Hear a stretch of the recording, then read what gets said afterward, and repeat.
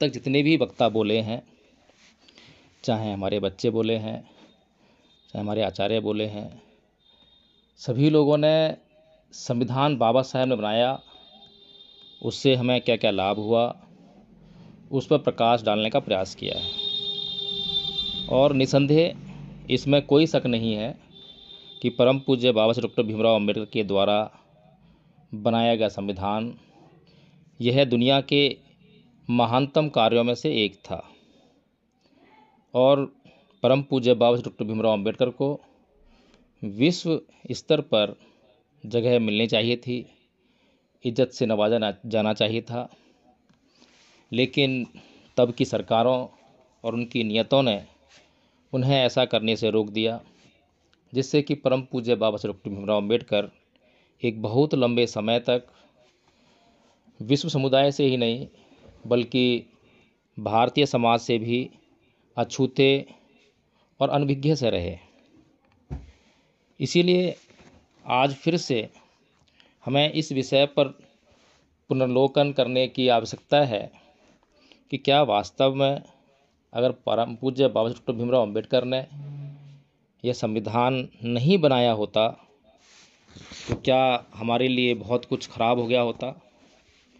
अभी हम लोगों का जो हाल है वो इस प्रकार से है कि एक कहानी सुनाना चाहता हूँ, कुछ लोगों ने सुनी भी है, वीडियो भी देखा होगा, कि एक बुढ़िया थी, उसकी सुई खो गई और वो एक खम्भे पर जहाँ पे लाइट लगी हुई थी उसके नीचे उसको ढूंढने लगी। रोशनी में उसने बहुत खोजा लेकिन उसकी सुई नहीं मिली। तब वहाँ से गुजरते हुए एक नवयुवक ने कहा कि क्या हुआ माई, मेरी सुई खो गई है और मैं इसे ढूंढ रही हूँ। तो वो युवक भी वहाँ लग गया उसकी सुई खुजाने में।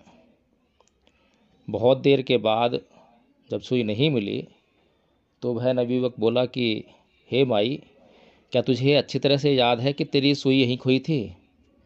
तो बुढ़िया बोलती है कि बेटा, सुई तो मेरी कुटिया में खोई थी लेकिन यहाँ रोशनी है इसलिए मैं यहाँ खोज रही हूँ। और मैं बार बार यह बताने का प्रयास करता हूँ कि भगवान बुद्ध ने जब वे सिद्धार्थ थे तभी दुख को जान लिया था, पहचान लिया था, महसूस करने लगे थे। लेकिन जब तक दुख को अच्छी तरह से परिभाषित ना कर सकें, उसकी प्रकृति को ना समझें, तब तक उसके कारण पर पहुंचना बहुत मुश्किल, असंभव है। इसीलिए सबसे पहले दुख यानी समस्या, उसकी प्रकृति को अच्छी तरह से समझ लेना बहुत आवश्यक है। अगर एक बार हम किसी भी प्रकार से ये जो समस्या है इसकी असली जड़ को हमने समझ लिया तो उसके कारण को हम जो है नष्ट करने में निसंदेह सफल हो जाएंगे। लेकिन अगर हमने उस समस्या को नहीं समझा, उस समस्या की प्रकृति को नहीं समझा, जाना ही नहीं, उसकी जानकारी नहीं ली, तो हम कुछ भी करते रहेंगे लेकिन समस्या पर काम नहीं हो पाएगा। और समस्या का निदान तो समस्या पर काम करने से ही होगा। तो इसीलिए अभी यही हालत जो है कमोबेश बहुजन समाज की बनी हुई है। मानवीय समाज जिसको प्राकृतिक रूप से प्राकृतिक अधिकार मिले हैं, उसको जीवन जीने का अधिकार मिला है, उसको अपने जीवन की रक्षा करने का अधिकार मिला है, उसको अपने जीवन की रक्षा जिस तरीके से वो कर सकता हो वैसे करने का अधिकार मिला है, प्रकृति से मिला है। फिर उसके इतर जो है मनुष्य ने अपना समाज बनाया, समुदाय बनाना शुरू किया, ताकि जो अराजकता का माहौल है कि बस मैं तो जी लूँ, चाहे दूसरों के जीवन की कीमत पर ही क्यों ना मेरा जीवन हो। तो ये जो अराजकता का माहौल होता है, बस मुझे जीना है, मुझे दूसरों के जीवन से, उनके दुख दर्द से कोई लेना देना नहीं है। तो इस बात से निपटने के लिए जब यह समस्या मनुष्य समाज के सामने खड़ी हुई तो समुदाय बना लिया, समाज बना लिया, और उस समाज के जो है नियम कायदे कानून बना लिए। उसमें कुछ समझदार लोग हुए, कुछ मूर्ख रहे, कुछ शक्तिशाली हुए, कुछ कमज़ोर रहे। आगे चलकर जब संपदा इकट्ठी करने लगा तो कुछ अमीर हो गए, कुछ गरीब हो गए। इस तरह से ये समाज का निर्माण होने लगा, समाज की प्रकृति स्थापित होने लगी। और आज यही प्रकृति हमें देखने को मिलती है। कमज़ोर है, बलवान है, अमीर है, गरीब है, अधिकार संपन्न है, अधिकार विहीन है। ऐसे समय में समाज के कुछ बुद्धिमान लोगों ने नियम बनाने का प्रयास किया और उन नियमों में यह सोचा कि जहाँ गरीब लोग हैं उनको भी जीने का अधिकार मिल जाए, जो कमज़ोर लोग हैं उनको भी जीने का अधिकार मिल जाए। तो इसलिए जब वो कानून बने तो निसंदेह इसी उद्देश्य को लेकर बने होंगे। लेकिन समस्या तो जो है बलवान, अमीर और बुद्धिमान लोगों की है, कमज़ोर लोगों की नहीं है, निर्धन लोगों की नहीं है, बुद्धिहीन लोगों की नहीं है, क्योंकि वे तो कुछ कर ही नहीं सकते हैं। जो कर सकते हैं उन्हीं के ऊपर समस्याओं को सुलझाना, समस्याओं को बढ़ाना, सारा दारोमदार उन्हीं के ऊपर होता है।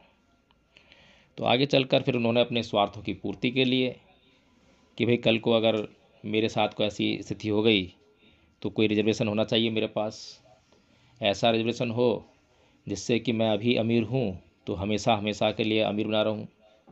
कुछ ऐसा रिजर्वेशन हो कि मैं अभी बुद्धिमान हूँ, हमेशा हमेशा के लिए मेरी पीढ़ियाँ भी बुद्धिमान बनी रहें। कुछ इस तरह के रिजर्वेशन जो है बिना संविधान के ही लागू होने लगे, जिनको आपने जो है संविधान से पहले मनुस्मृति या उससे भी पहले जो कानून या बिना संहिताबद्ध हुए कानूनों के रूप में देखा है, और कानून के रूप में ना देखा हो तो व्यवहार में आपने देखा ही होगा।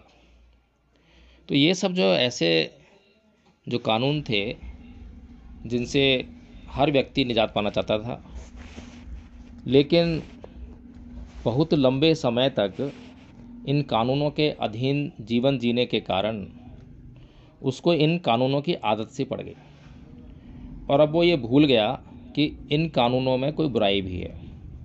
और इस बात को जैसे कि परम पूज्य बाबा साहेब डॉक्टर भीमराव अम्बेडकर भगवान बुद्ध और उनका धम्म के आर्य अष्टांगिक मार्ग के सम्मादिट्ठी को समझाते हुए कहते हैं कि यह संसार अंधकार से भरा है और यहाँ पर बहुत अंधेरा है, इतना अंधकार है कि यहाँ पर जो प्राणी रह रहे हैं वे कारावास की तरह रह रहे हैं, कि जैसे कारावास में कैदी रहते हैं और यहाँ पर पूरा अंधेरा ही अंधेरा है।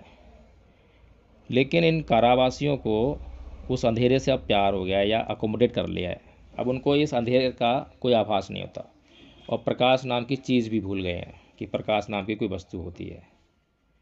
तो इसी प्रकार से आदरणीय संघ, जब ये संविधान लिखा गया परम पूज्य बाबा साहेब डॉक्टर भीमराव अम्बेडकर के द्वारा, तो उनका उद्देश्य था कि भारत के मनुष्यों को सामाजिक समानता, सामाजिक स्वतंत्रता, सामाजिक न्याय, राजनैतिक न्याय, आर्थिक न्याय और धार्मिक स्वतंत्रता प्रदान की जाए, ताकि यहाँ के लोग जो हैं बहुत अच्छी तरह से खुशहाल जीवन जी सकें। और इन सभी विषयों पर बड़े विस्तार से आदरणीय आचार्य खेमराज जी ने, आदरणीय आचार्य हेमेंद्र जी ने, आदरणीय प्राचार्य राम बहादुर जी ने और फिर आदरणीय संगनायक जी ने भी विस्तार से किस प्रकार से संविधान लिखा गया, किस प्रकार से संविधान में बहस हुई, किस प्रकार से परम पूज्य बाबा साहेब डॉक्टर भीमराव अम्बेडकर ने घंटों घंटों खड़े रहकर कितनी मेहनत से उस संविधान को संविधान सभा के द्वारा पास कराया। क्योंकि बाबा साहेब जानते थे कि अभी मेरे समाज को इंस्टेंट रिलीफ की बहुत ज़रूरत है, तुरंत समाधान चाहिए, और वो तुरंत समाधान जो है कानून बनाकर संभव है। क्योंकि इससे पहले भी कानून का जो है जो प्रकृति है, उसका स्वभाव है, बाबा साहेब बहुत नज़दीक से देख रहे थे कि कानून अपना काम कितनी अच्छी तरह करता है। जिन जिन देशों में कानून बने वहाँ पर तो वो जो है लोग करने के लिए मजबूर हो गए। हालांकि इम्प्लीमेंटेशन तो फिर वहीं पर नैतिकता के आधार पर होता है, लेकिन फिर भी कम से कम एक टूल हाथ में आ जाएगा जिससे कम से कम कुछ हद तक तो सुरक्षित हो ही जाएंगे।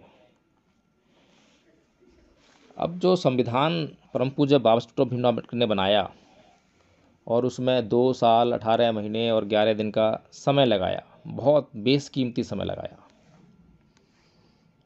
उसके बाद क्या हुआ? उसके बाद वंचित समाज को उसके हक अधिकार मिलने लग गए, उसको राजनीतिक अधिकार मिले। राजनीतिक अधिकार के अंतर्गत उसको एमएलए एमपी बनने का अधिकार मिल गया। तो समाज के जो चालाक लोग हैं उन्होंने अपने आप को संसद में ले जाने के लिए षड्यंत्र शुरू कर दिए। ये षड्यंत्र जो है अन्य लोगों से नहीं थे, ये षड्यंत्र अपने ही लोगों से थे। आज भी हम देखते हैं कि दूसरे लोगों से लड़ाई नहीं लड़ते हैं कि मुझे प्रधानमंत्री बनना है, नहीं, मुझे एमएलए बनना है, मुझे एमपी बनना है, केवल इतना। बाबा साहेब का तो सपना था, जो उद्देश्य था वो तो दूर रह गया। लेकिन चालाक लोगों ने समाज का इस्तेमाल केवल और केवल अपने निजी स्वार्थों की पूर्ति के लिए किया। सामाजिक समानता की बात कहाँ है? समाज समानता आज भी हमारा समाज जो है बहुत पद्दलित हालत में जीने के लिए मजबूर है। आज भी उसके पर अत्याचार हो रहे हैं। लेकिन जो आर्थिक रूप से, शैक्षिक रूप से संपन्न लोग हैं, राजनीतिक संपन्न लोग हैं, उनके ऊपर कोई सामाजिक अत्याचार नहीं हो रहा है। और उनका ध्यान बिल्कुल भी उन लोगों की तरफ नहीं है कि उनको भी वो जो सामाजिक अत्याचार हो रहा है उससे हम निजात दिलाएं।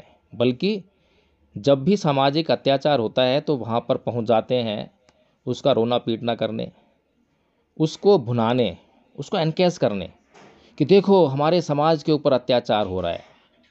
अगर मुझे तुमने संसद में नहीं भेजा, पार्लियामेंट में नहीं भेजा, तो ऐसे ही अत्याचार होता रहेगा। अब वो लोग जो डर जाते हैं और उनको क्या बोलते हैं कि देखो बाबा साहेब ने जो उनकी मूर्ति लगी है उनका इशारा संसद की तरफ है, capture the power of the parliament. यही सभी समस्याओं का हल है। इसलिए अगर तुम्हें अत्याचारों से मुक्त होना है तो तुम जो है इस पार्लियामेंट में पहुंचने में मेरी मदद करो। और मैं ही पहुंच सकता हूं, तुम तो पहुंच नहीं सकते क्योंकि तुम तो गरीब हो, अशिक्षित हो, तुम्हारे पास कुछ भी नहीं है। और अगर गलती से कोई ऐसा उस गरीबी में, अशिक्षा में, असामाजिकता में कोई व्यक्ति दिखाई भी दे जाए कि ये व्यक्ति कल को नेता बन सकता है, तो उसको दबाने में, कुचलने में, छुपाने में, ढकने में ये वर्ग कोई गुरेज नहीं करता। वो ये नहीं कहता कि ये मेरे समाज का आदमी है। बाबा साहेब ने इसको भी संविधान में समान अधिकार दिया है। इसी प्रकार से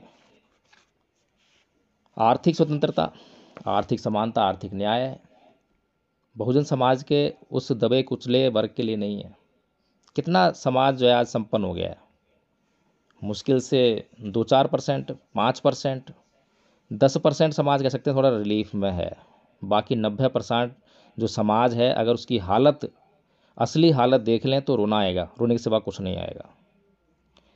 इस वर्ग ने उसको उसकी गरीबी को दूर करने के लिए या फिर ये देखने के लिए कि भाई बाबा साहेब ने कहा था कि अपनी आमदनी का 20वां हिस्सा सामाजिक और धार्मिक कार्य में लगाना, समाज के लिए खर्च करना, जैसे मैंने तुम्हारे लिए पूरा जीवन लगाया है। तो एक नया कंसेप्ट आ गया, मान्यवर साहब कांसी राम जी ने दिया। अच्छा कंसेप्ट था, पे बैक टू सोसाइटी। अब वो पे बैक टू सोसाइटी क्या है, किस रूप में देना चाहिए? उस पे बैक टू सोसाइटी का मतलब हो गया कि जब सर्दी पड़े तो लोगों में कंबल बांटो, जब गर्मी पड़े या बरसात हो तो उनके घरों के छप्पर पर लगवा दो, किसी को भूख लगे तो रोटी खिला दो, और जो अशिक्षित लोग हैं, गरीब लोग हैं, उनको ट्यूशन मुहैया करा दो। ये सब जो घटनाएं हैं, ये सब जो कार्य हैं पे बैक टू सोसाइटी के अंतर्गत चल रहे हैं, ये इसी प्रकार के कार्य हैं जैसे पहले धन्ना सेठ जो है गरीबों को दान देने की नीयत से करते थे कि इनकी गरीबी को दूर करना है। गरीबी को दूर करना नियत नहीं है, लेकिन वो जो दान देकर पुण्य कमाने की नीयत। ऐसे ही पे बैक टू सोसाइटी के नाम पर जो है अपने ऊपर से वो भार उतारने की कोशिश। लेकिन क्योंकि समस्या ही नहीं समझी।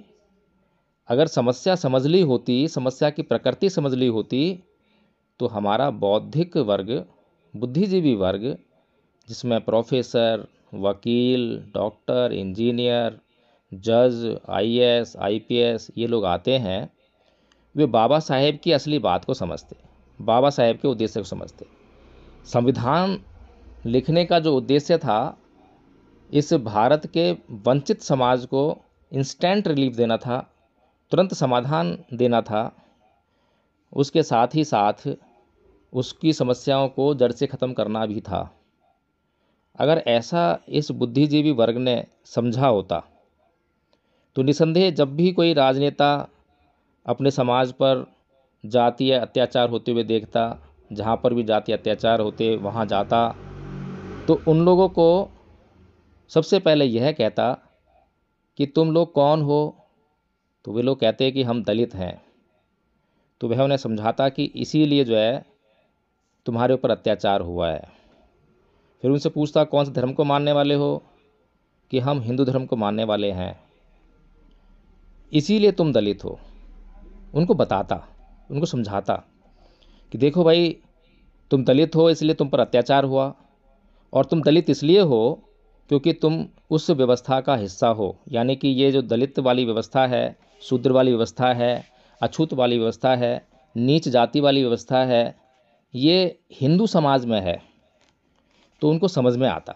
फिर उनको बताता है कि देखो, हमारे मसीहा बाबा साहब डॉक्टर भीमराव अम्बेडकर ने हमें धर्म परिवर्तन करने के लिए कहा है, इसलिए तुम यहाँ पर जो है धर्म परिवर्तन करो, जहाँ जहाँ अत्याचार हो वहीं वहीं धर्म परिवर्तन का आंदोलन चलाओ।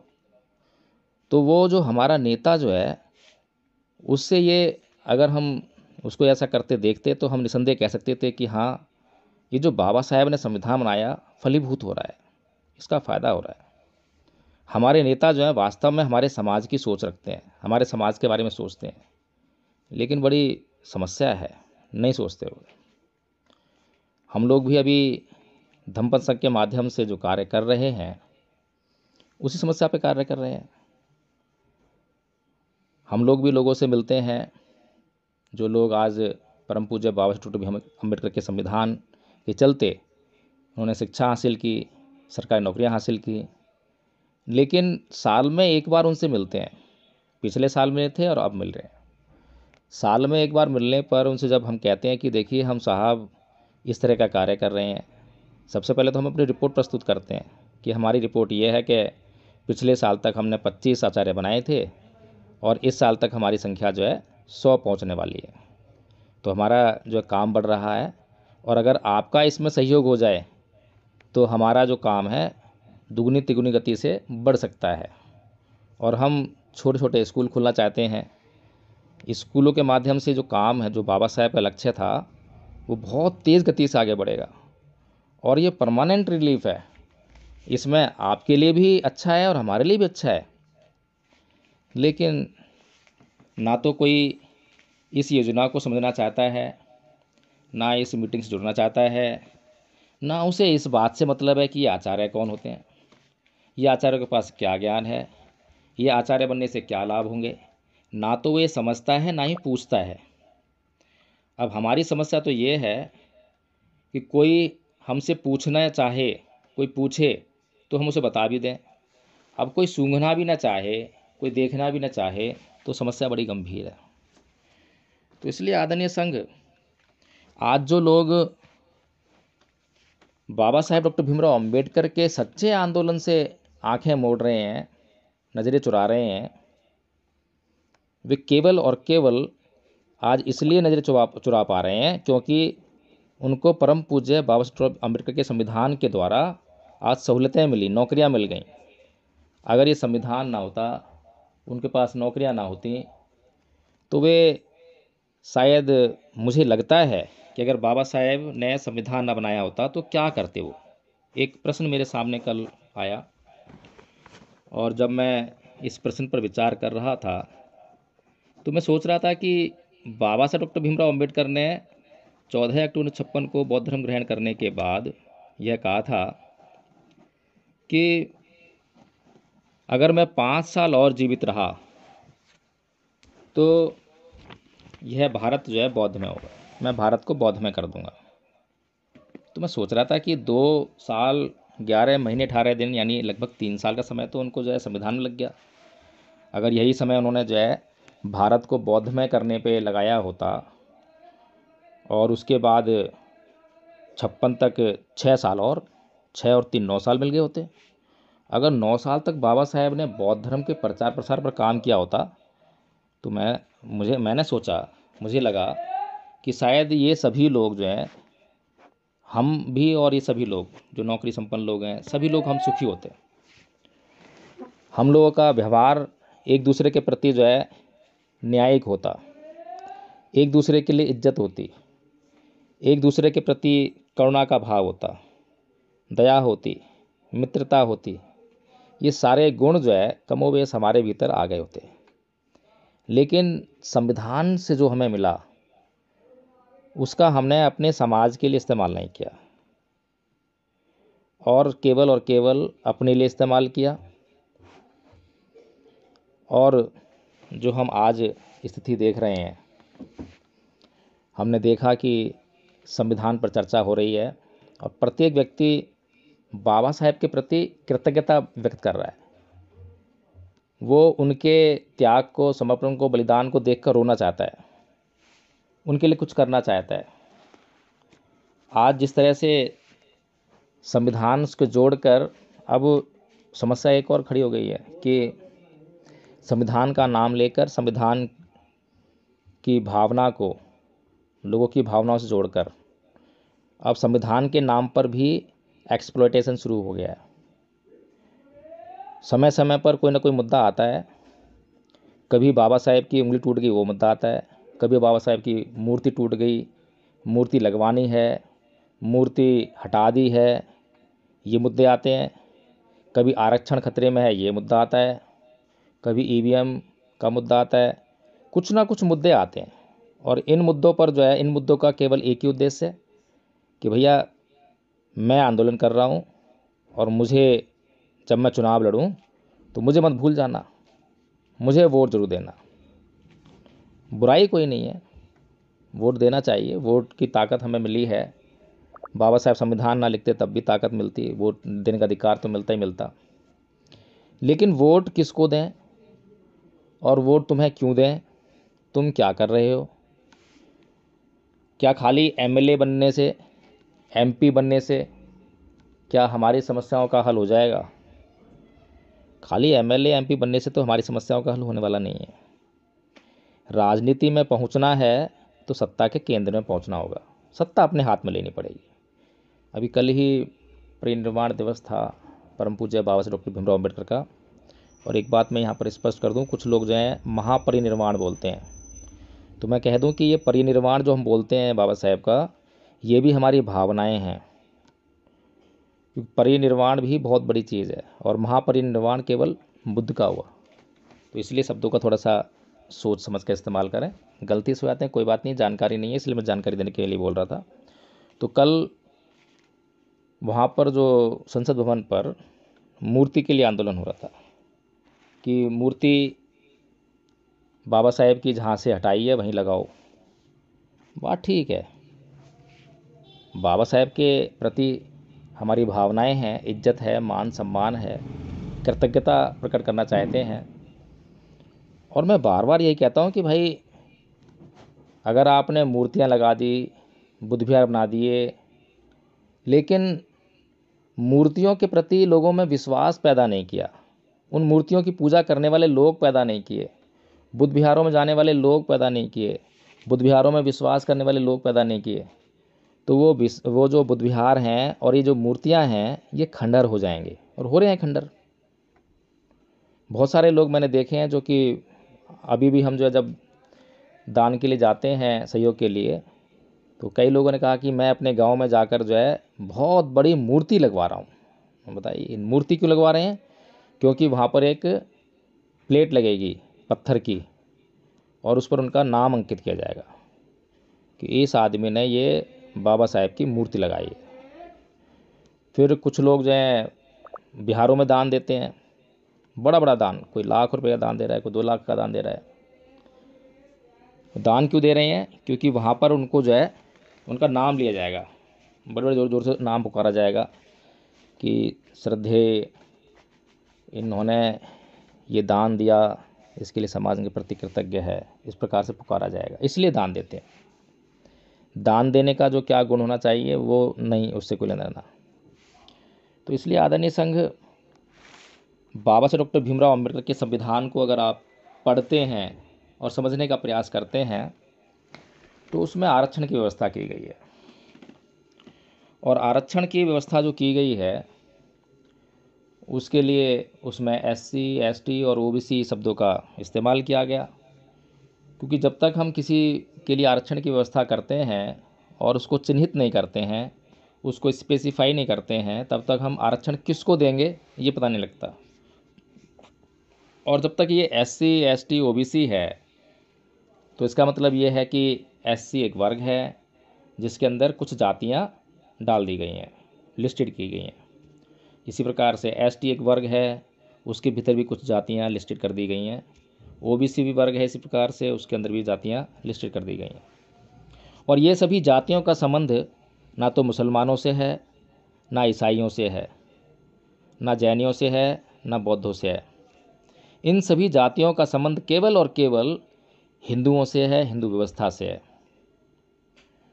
और ये हिंदू व्यवस्था इन शब्दों को देखती है तो बड़ा सम्मान नहीं देती है, अपमान करती है कि ये नीच हैं, ये SC है, बहुत नीच आदमी है, ये ST है, ये उसके ऊपर वाला नीच आदमी है, ये OBC है, ये उसके ऊपर वाला नीच आदमी है, पर तीनों हैं नीच। इनके लिए समाज में कोई सम्मान नहीं है। अब ये जो व्यवस्था है ये इसलिए की गई है कि जितना जल्दी हो सके ये समाज जो है, जो मुख्य धारा है उसमें प्रवेश करे और अपने सम्मान को हासिल करे।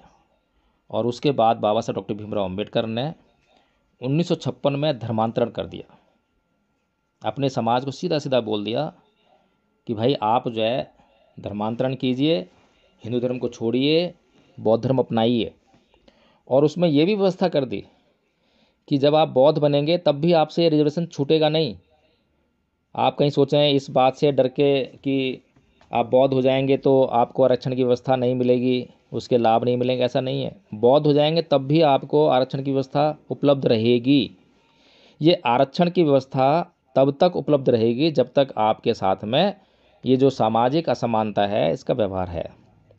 अब ये कितना बढ़िया मौका था, संविधान के माध्यम से इतना बेहतरीन मौका कि एक तरफ तो आपको आरक्षण की व्यवस्था के आधार पर नौकरियां सुलभ हो गई हैं, आप नौकरियां हासिल कीजिए और बौद्ध धर्म की प्रैक्टिस कीजिए, धर्म का आचरण कीजिए। धर्म का आचरण आपको सशक्त बनाएगा, आपको नैतिक बल प्रदान करेगा, और उस बल को इस बल के साथ में मिलाकर जल्दी से आप जितना जल्दी हो सके उतना जल्दी ये आरक्षण की व्यवस्था छोड़ देना, क्योंकि ये आरक्षण की व्यवस्था परमानेंट नहीं है। ये आरक्षण की व्यवस्था कुछ समय के लिए है। हालांकि बहुत लंबा समय हो गया है, 70 साल से ऊपर हो गए हैं व्यवस्था चल रही है। ये गनीमत है, लेकिन क्या चल रही है मुझे तो ये भी समझ में नहीं आ रहा कि क्या व्यवस्था चल रही है। नौकरियां नहीं है तो कहाँ व्यवस्था चल रही है। जो नौकरियां हैं वहाँ भी जो है, अभी देखा आपने, उस पर काफ़ी गहन चर्चा हो गई है कि जो नॉट फाउंड सूटेबल करके जो है आपको किस तरह से मूर्ख बनाकर वो व्यवस्था भी आपकी ख़त्म की जा रही है।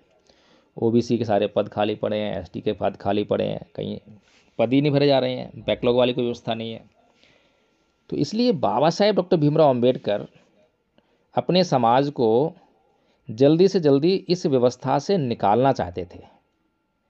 अब एक प्रश्न उठता है कि बाबा साहेब जो है जब एनिहिलेशन ऑफ कास्ट लिखते हैं तो उनका उद्देश्य है कि जाति का बीज नाश करना है, समूल नाश करना है।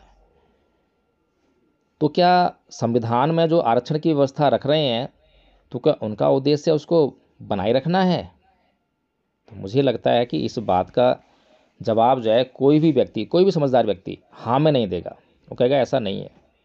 बाबा साहेब का उद्देश्य, बाबा साहेब जानते हैं कि जब तक ये जाति रहेगी, जब तक लोगों में जो है ऊंच नीच की भावना बनी रहेगी, इसलिए बाबा साहेब चाहते हैं कि जातियाँ समाप्त हों। और जब तक कोई भी व्यक्ति हिंदू व्यवस्था का हिस्सा बना रहेगा तो ये जाति बनी रहेगी। इसलिए बाबा साहेब जो है जितना जल्दी हो सके उतना जल्दी हिंदू व्यवस्था को छोड़कर बौद्ध व्यवस्था में शामिल होने के लिए कहते हैं। और इस देश को हिंदू बहुसंख्यक से बौद्ध बहुसंख्यक में तब्दील करना चाहते हैं। धीरे धीरे किस तरह की ये योजना थी बाबा साहेब की कि ये जो ट्रांसमिशन होना है ये इतने अच्छे तरीके से हो जाए कि पता भी ना चले और इस देश में आमूलचूल परिवर्तन हो जाए। लेकिन हमारे अब तक के नेताओं ने, क्योंकि हर एक साधन संपन्न व्यक्ति, अधिकार संपन्न व्यक्ति का जो उद्देश्य है वो अपने आप को प्रिजर्व करना होता है, अपने आप को बचाए रखना, अपने अधिकारों को बचाए रखना। आलसी है तो अपने आलस को भी बचाए रखना चाहता है और उसके लिए वो दूसरों पर शासन करना चाहता है। कोई दूसरा नाम ले तो अपनों पर शासन करता है, अपनों का गला घोटने लगता है। अभी तक हमारे नेताओं ने बाबा साहेब का जो असली मिशन है उसको चलने नहीं दिया। महानतम पुरुष मान्यवर साहेब कांसीराम जी की कुछ मजबूरियां थीं कि सत्ता का मज़ा चखाने के लिए लोगों को कि सत्ता में कितना बल होता है, कि हमें सत्ता की तरफ बढ़ना चाहिए, वह एक जातिगत राजनीति की, लेकिन वो लिमिटेड थी। लेकिन उद्देश्य वही था जो बाबा साहेब का था। इसीलिए आप जो है उनके कार्यों में यहाँ पर बौद्ध संस्कृति का प्रचार होते हुए देखते हैं। गौतम बुद्ध यूनिवर्सिटी हो, चाहे आपका जो है लखनऊ में जितना निर्माण कार्य है वहाँ देखिए, सब जगह जो है बौद्ध संस्कृति की छाप आपको मिलेगी। लेकिन समस्या वही कि इस सांस्कृतिक ट्रांसमिशन के लिए जो लोगों में समझ होनी चाहिए थी वो नहीं हुई। और सबसे भारी अपराधी जो हैं भारत के बौद्ध भिक्षु हैं, जिनके ऊपर बहुत भारी जिम्मेदारी थी कि, और विशेष तौर पर तब जब बाबा साहेब डॉक्टर भीमराव अंबेडकर 14 अक्टूबर 1956 की पूर्व संध्या पर वो नाराज़गी व्यक्त करते हैं बौद्ध भिक्षुओं से और कहते हैं कि मैं संघ की शरण नहीं जाऊंगा, तब तो कम से कम भारत के बौद्ध भिक्षुओं को इस तरफ सोचना चाहिए था और अपना आचरण शुद्ध करके अब भारत में धर्म प्रचार का कार्य करना चाहिए था। तो इसलिए आदरणीय संघ, मेरा ये तो मानना है कि बाबा साहेब ने अगर ये संविधान ना लिखा होता तो अच्छा ही होता। आज हमारी भावनाएं संविधान के प्रति इसलिए हैं क्योंकि बाबा साहेब ने लिखा है। अगर किसी और ने लिखा होता तो कम से कम इस भावना के आधार पर तो हमारा शोषण ना होता। फिर अगर बाबा साहेब ने संविधान ना लिखा होता तो बौद्ध धर्म का प्रचार हो रहा होता। और भारत जो है, जब बाबा साहेब कह रहे हैं कि 5 साल में बौद्ध में कर देते तो फिर उन्हें 9 साल का समय मिलता, तो 9 साल में तो बहुत कुछ हो गया होता।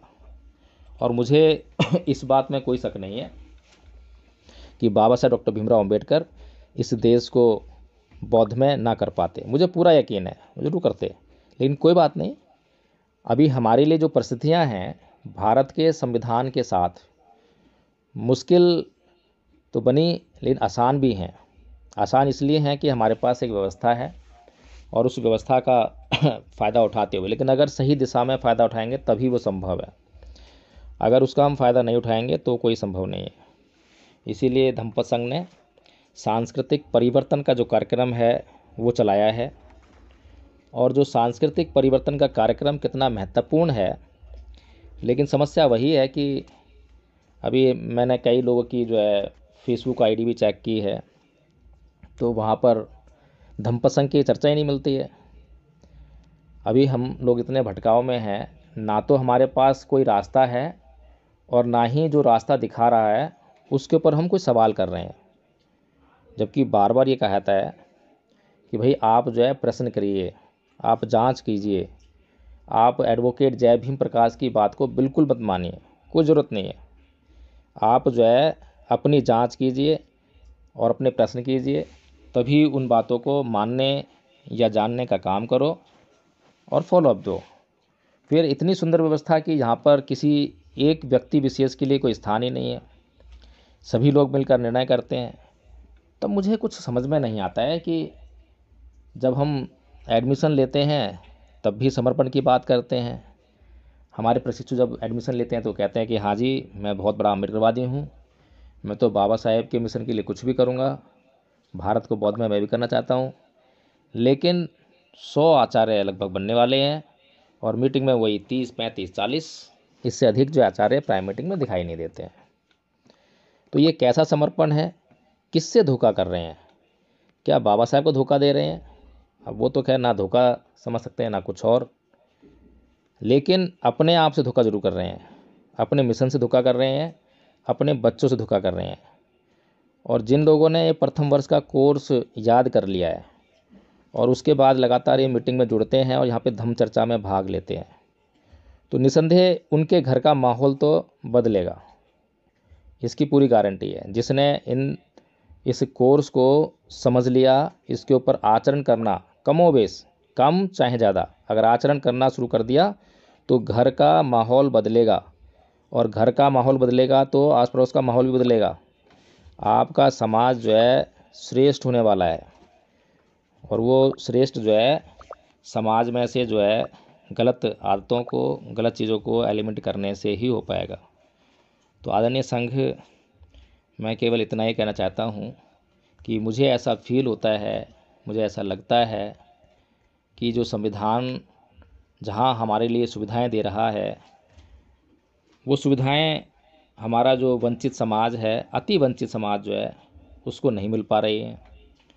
और होशियार चालाक लोग, जिसमें कि कुछ मक्कार शैतान लोग हैं, वो उन सुविधाओं का लाभ उठाकर अपने ही समाज का गला घोटने का काम कर रहे हैं। तो आदरणीय संघ, यहाँ जुड़े हुए जितने भी आचार्य हैं, जितने भी लोग सुन रहे हैं, आप लोगों से मेरी हाथ जोड़कर विनती है, निवेदन है कि कृपया करके धम्मपद संघ के लक्ष्य को समझिए। ये लक्ष्य एडवोकेट जय भीम प्रकाश का नहीं है, ये संघ भी एडवोकेट जय भीम प्रकाश का नहीं है। इस संघ में एडवोकेट जय भीम प्रकाश के लिए कोई विशेष स्थान नहीं है। इसमें आप सबके लिए उतना ही स्थान है जितना मेरे लिए, और मेरे लिए उतना ही स्थान है जितना आपके लिए। हर किसी को, आज तक का इतिहास है, अब तक जितना भी संघ चला है, कोई नया से नया व्यक्ति भी आया हो, हमारे बीच में आल्ता फाइट से जुड़े हुए हैं, नए हैं, लेकिन इनको भी कभी प्रश्न करने से नहीं रोका होगा। मैं गारंटी से कह रहा हूँ, इनसे जो है चर्चा की जा सकती है। आज तक जो लोग संघ से संघात करके गए हैं, उनको भी संघ में लाकर उनकी जो समस्याएं जो बाहर कह रहे थे, उनको बाहर अंदर बोलने के लिए कहा गया, उनसे पूछा गया, फिर उनसे यह भी कहा गया कि संघ ने आपके साथ में कोई अन्याय तो नहीं किया। इससे बेहतरीन व्यवस्था जो है मुझे नहीं लगता कि कहीं पर आपको मिल सकती है। इसलिए मैं हाथ जोड़ कर विनती करता हूँ, निवेदन करता हूँ कि आप संघ बनिए और संघ में अपनी सभी समस्याओं का हल ढूंढिए। संघ आपकी हर एक समस्या का हल हो सकता है अगर आप संघ बन जाते हैं तो।